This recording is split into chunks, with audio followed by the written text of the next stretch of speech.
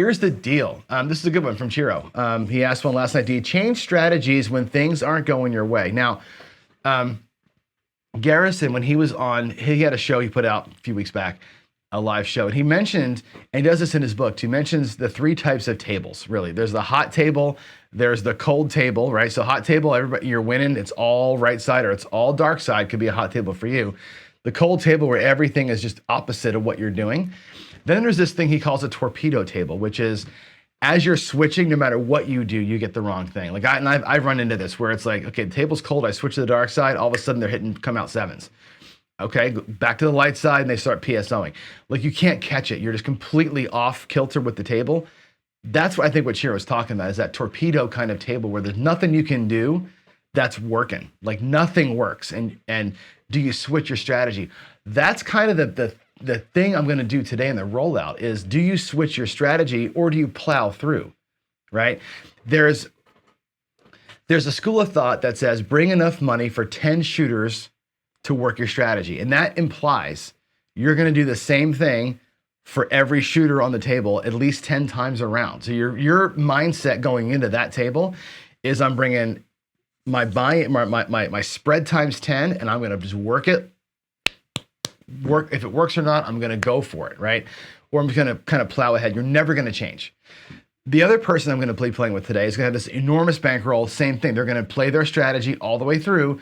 They have enough bankroll to level up and overcome, hopefully, the bad table. One person is looking for the hot shooter. One person's saying, I don't give a shit what the table does. I'm going to pound through it.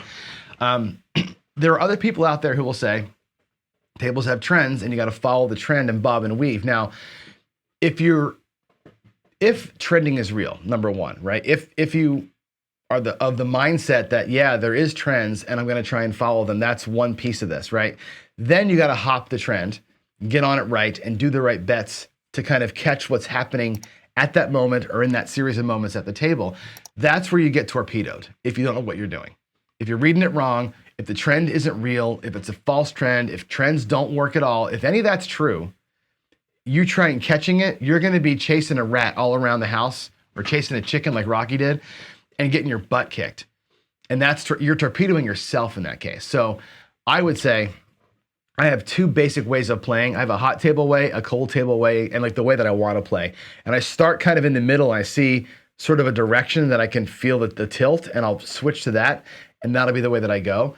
I generally have those 3 plans. What I want to do and what the table will allow me to do, sort of thing. And I'll just kind of bob and weave a little bit. And I'm not going like, I don't go from 640 across to 250 on the don't. Like, that's not that big of a swing for me. It's a smaller swing that I make. So I don't typically do big adjustments, Ciro. I tend to have a plan and stick, generally speaking, to my plan.